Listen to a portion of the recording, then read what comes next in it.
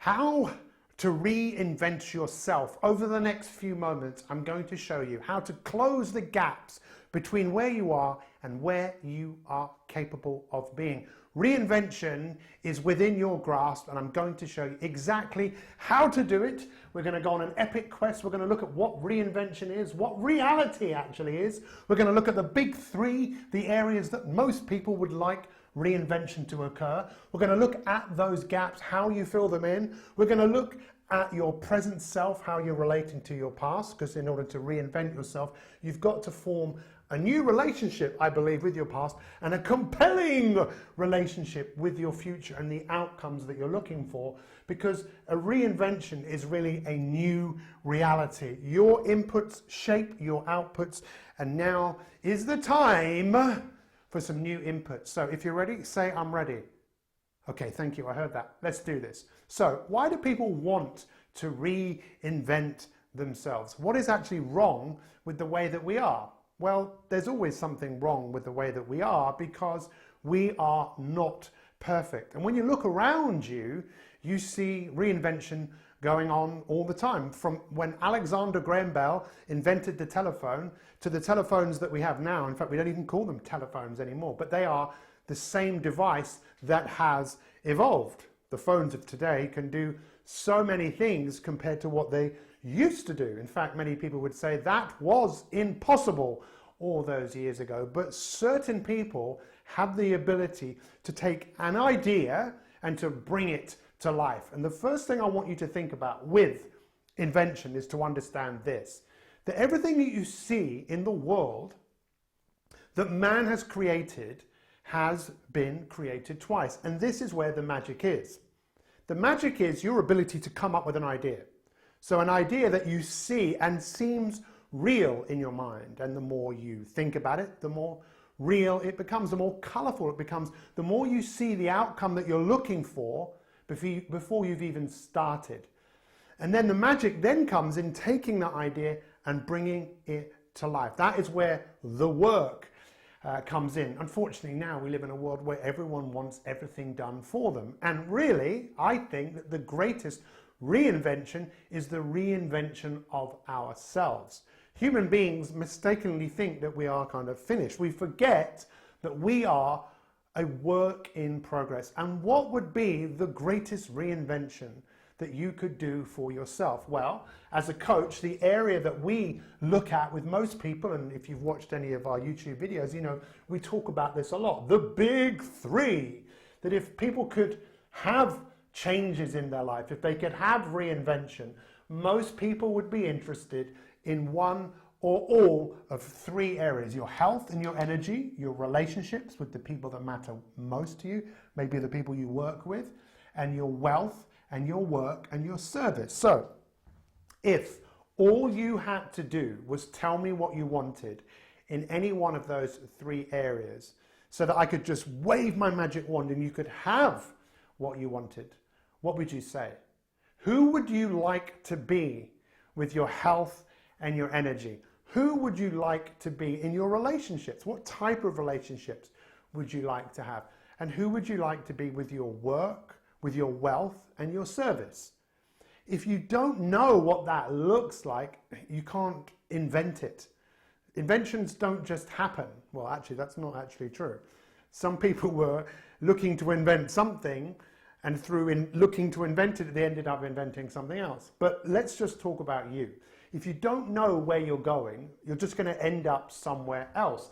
And what we find is everyone wants to reinvent themselves, and everyone is caught in this gap of looking to improve themselves. We've all tried to improve ourselves, and in many cases, the part of us that is responsible for reinvention, the brain, resists every time we try to improve, to reinvent ourselves. Why? Because it remembers every failed attempt. So we might try and reinvent our body to make our bodies fitter and healthier. We might reinvent our mind to go after a new business, or reinvent our mind so we respond differently to certain situations. But what is so important when we look at reinvention is to understand how our past is affecting our present. And when we look at the gap between where we are and where we must be, This is another triangle that represents a humanistic psychologist, Abraham Maslow. We talk about him on many of our YouTube videos. He said what man can be, he must be. We must be what we're capable of becoming. And when we're settling for what we have and we know that we're not improving, we kind of caught in between a rock and a hard place. I'm not actually sure what that expression means, but it just means we're stuck. We're settling for a life of mediocrity. Mediocrity means caught in the middle of a rugged mountain. So what's really important is to understand how if you want to create something in your future, that's probably going to be challenging enough. But if your past is affecting your present in a way that is stopping you from progressing, then we really need to take a moment and think about reinventing our relationship to our past. And the best way I can encourage you to do this is to look back in your life and imagine that everything that has happened for you and not to you. I believe that the greatest reinvention is actually changing your relationship to what has happened to you. Because look, the same winds blow us all, but it's the setting of the sail of the outcomes that you are looking for. Who would you like to be with your health? Who would you like to be in your relationships? Who would you like to be with your wealth and work? Now, I know I'm saying this again, but the more I say it, the more you maybe start to open up to the only thing that exists in the universe. And that's our possibilities. And when we talk about your inputs shape your outputs, what if you were inputting into your mind every single day what it is that you were going to create, the person that you were becoming? So few people do this, but I promise you, the people that do this, their lives transform because they're related to where they're going as opposed to be relating to their past. One of the best things about the past is it's over. But most of us keep recreating our past. So take some time to think about your life as if everything happened for you, not to you. That everything that happened could be fuel for your growth. And I know chances are you've had trauma in your life.